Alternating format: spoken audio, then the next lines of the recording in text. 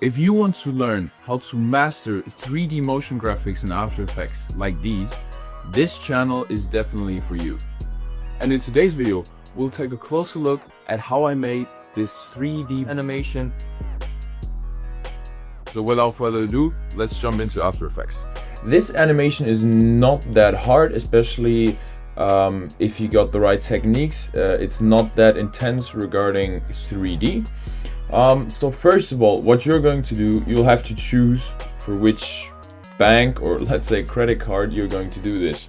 For example, I did N26 and I liked the sort of silver look that they had. So now you're going to look for one in the internet which you can take the interface from, but you have to look that these numbers are high so that the resolution is good. This one looks fine, I guess. So we're going to download that and then we're going to import that into After Effects. Right, now we have that here. And what we are going to do now is take our shape tool, go to rounded edges, and then we will sort of match this size to the card that we imported here. So let's just do that roughly. Now we go into the properties and go to roundness and look that this is coherent with the rounded edge of the credit card. And we can see that we are a little over the top here. So we're going to move that down quite a bit and then decrease the height a little. And let's see if that's better. Yes, that is. All right. Now let's give this a fill. And what we're going to do here for the fill, actually, we're going to use that sort of gray that we find here. So we go with the pick whip tool and yeah, you can use whatever gray-ish thing you want. I'll use that one, but you can do whatever you want. And now we are going to go or make this 3D and pay attention that we are in the advanced 3D renderer. We're going into the 2 view and we will increase the under the geometry option, the extrusion depth by just a little. Are you going to pay attention to not have any stroke? Maybe do it 6. And now we're going to enable also the 3D layer for our credit card. And with the Z position, you're going to increase that by or decrease that by -1 so that it doesn't look weird. And now you're going to pan the 3D card, the credit card picture to our shape layer. And now we have the rough thing for our credit card, right? This is a rough credit card. We can work with that actually. So now let's do the basis of this animation.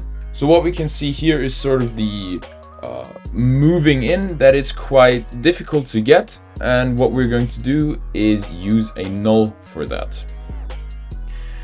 We'll make this null 3D, go to in our 2 view and just look that our anchor point is roughly on the card. That fits exactly here, so that's all good. And then we're going to pan the shape layer to our null. And now we're going to rotate that in the X rotation, and this is just, you know, trying out till it looks good. Move that behind, and then we keyframe all the properties that we need, so position and rotation. And then we're going to move ahead maybe roughly before 2 seconds and then move this forward.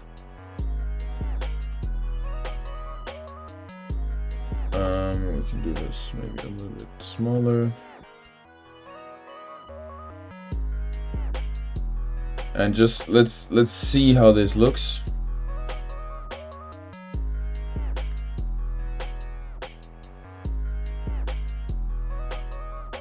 All right, that is fine, I guess. we can maybe push that a little bit more behind.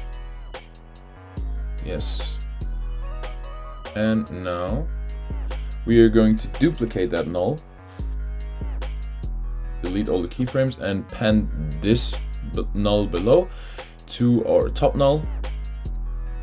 And we're going to decrease the Z position here again, move that far back, and then maybe do sort of this movement, and easy ease again, and then do this graph. All right, let's watch this. That is fine. However, I want to have a little bit more rotation maybe. And maybe also what might be interesting. As you can see, I mean, this is trying out whatever looks best, you know. That rotation is too late for me personally. I mean, that's fine. For tutorial's sake, it's fine. You can enable motion blur. But obviously, this does not look like what we want it to. What we're going to do now is create these UI elements that are floating around, and afterwards we'll look at how to make it look visually appealing. For these UI elements, there are a few different tactics. It depends on what you're doing the video for. For me, I did it for N26. That's a bank. So I looked up their website. And what I just did, basically, I looked over here where there are some cool UI elements, because obviously you're going to do that in the brand style for the brand that you're doing. So looking over here and then finding maybe different sorts of UI elements that you can use, because designing everything yourself will be quite difficult. And also, obviously, if you're doing it for a client, they're going to want their UI being displayed. So for example, these type of things we could use, or these type of things. Look around your website, or if you have UI elements, then use them.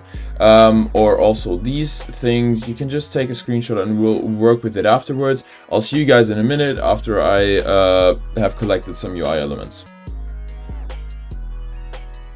Alright, now I've imported some things into After Effects, and obviously we can't just use the screenshots. We can't do that, that will look shit.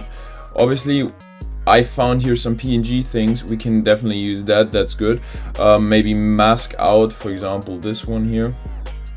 But I mean, this now is very subjective, right? This is free of your choice. You're going to use, for example, for me, I will scout through here and just take elements that I like, and you know, we'll just use them in our video. And this is what you can do as well, because this will save you, first of all, a lot of work, and this will also improve the look and the fit of your video, since it connects to the brand that you're doing it for. So these are this is the best way in my opinion. And now we're going to just use the mask tool here, and you can just duplicate that 4 times. And we're going to place that mask on the next one below. As you can see, you can make your life a lot easier by using other stuff. And this is also what I do recommend, because otherwise you're going to waste a lot of time, which isn't actually necessary. All right, now we're going to make these all 3D. And obviously you can do more. This is just for tutorial's sake. I'm fine with that. We're going to, these are the separate ones. We're going to do them here and click command and double tap here. So we have the anchor point centered. I mean, this looks clean. You can obviously do more. but for tutorial's sake, that's fine. And what we're going to do now is this sort of glass morphism. We're going to take our shape tool, and what we're going to do then is make a shape that's fitting for us. Let's just put it there so we'll see. Make it a little bit more round.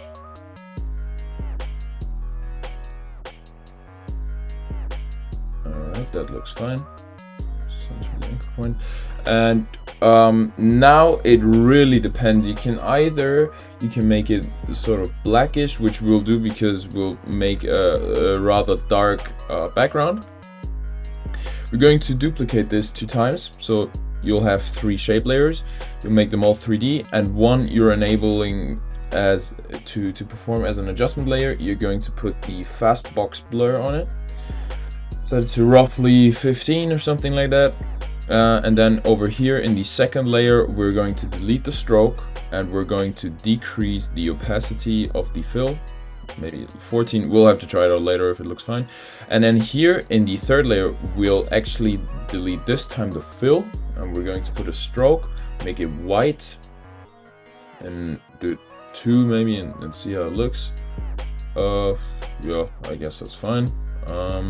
And there you have it, roughly, or this looks fine in my opinion. Now we can group these together. I always like to pan all the other ones into the middle one, and also the picture. In this case, we use the UI element, pan this to the one, because now with one control we can control all of these, right? What you can also do now is move that a little bit forth so that we'll have more of a 3D effect later. And now we're going to do the same thing for the other 2 UI elements as well. So we're going to go here, put that down below, so we'll see. And as you can see, it doesn't quite fit, so we go into the size properties here, reposition that a bit, and move it up, increase the roundness. Is that centered? No, it is not.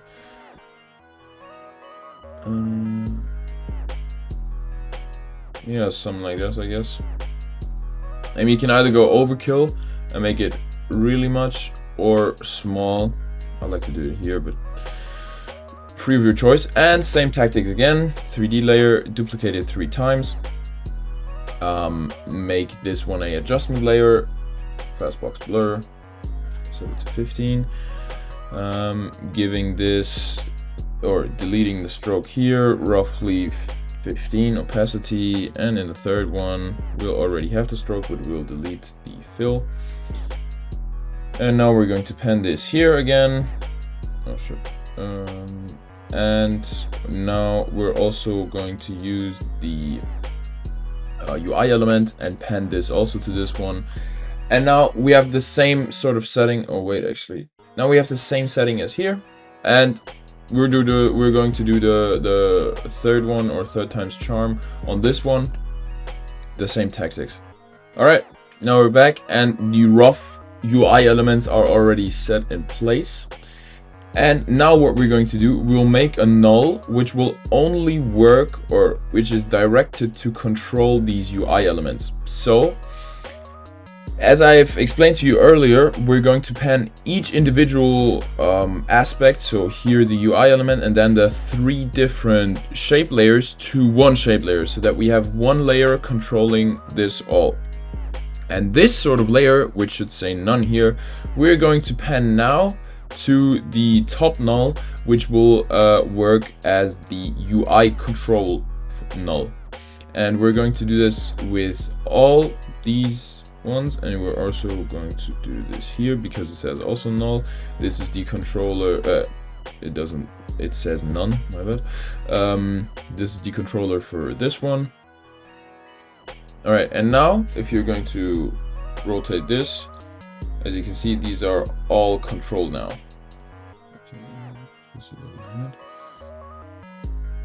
All right, good. And this, now the hardest part of the animation is already through, right? Because if we were to pan this now to the null layer that we already did, then it will rotate with us, and we don't, or actually for the animation, I do not want that. So we're going to have to animate this separately. What we're going to do for this, we're going to push these up so that we can look at the keyframes.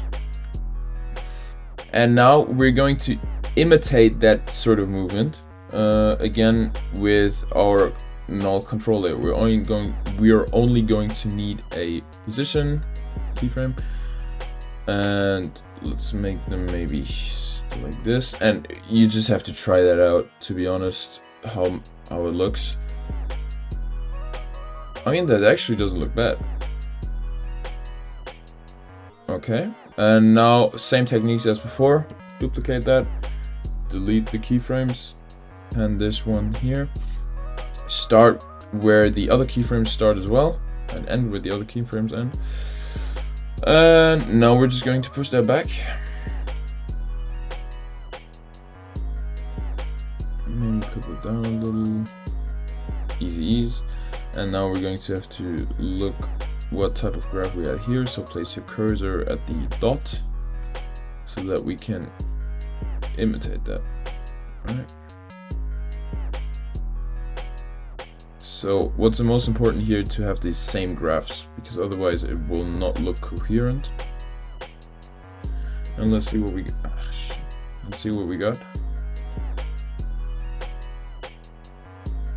I can see actually.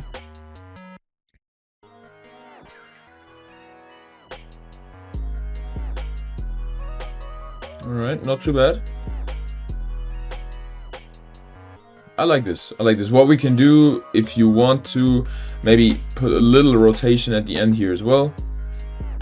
So keyframe all the rotation and do a little bit of an X rotation. And we're going to do the same graph. That's really important. Same graph as before.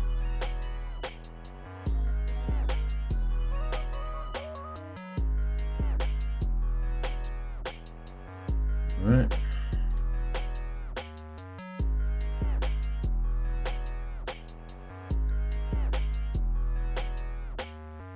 Now look at that.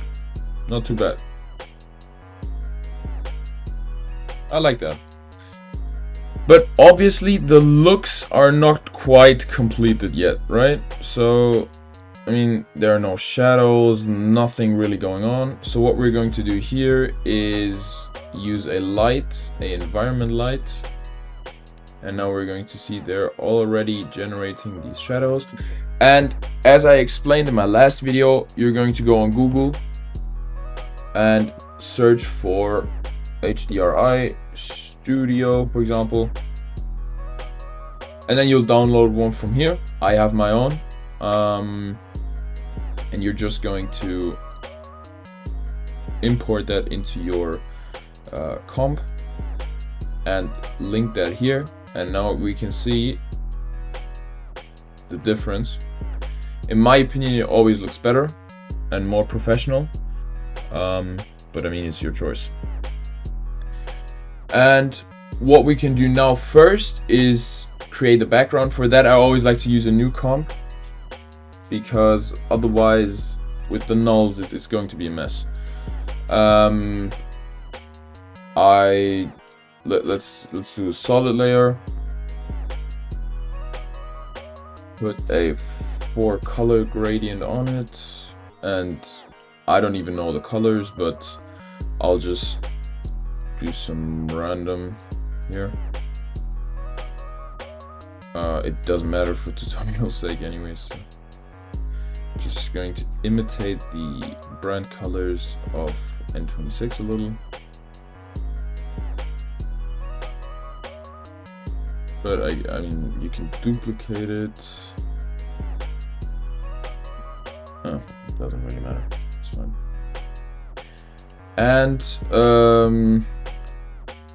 I mean, you can put some glass morphism here on it as well if you feel like. Make some shapes. Maybe like this. Make this wide this time and leave the stroke. Once again, duplicate that 3 times. put on a fastbox blur on the top after making it an adjustment layer. Putting this, or deleting this stroke, putting this to like 8 or something. Deleting the fill here. And increasing the stroke to maybe 5. Yeah, I guess it looks fine. But I mean, you can do whatever you want here. We can duplicate that. Now hand this together so that we can move it. I mean, this doesn't, I wouldn't do that in the video, but for tutorial's sake, I don't really care. God damn it. And now we're going to import our background. Oh, this actually fits quite well. So as you can see now, because we have made this with these shape layers, they're interactive. As you can see, once it's behind our card, it blurs the card, then it gets green a little, and then it gets sort of grayish because of the background. Okay, and the final step, or which makes it look a little bit cooler, we can make or put motion blur, motion tile, my bad, on this one, mirror the edges a little, and I'll show you why in a second. We can imitate now the zooming movement a little of the background, so that the feeling of, or the feel of a 3D space is generated a little bit more. So we're going to zoom that up.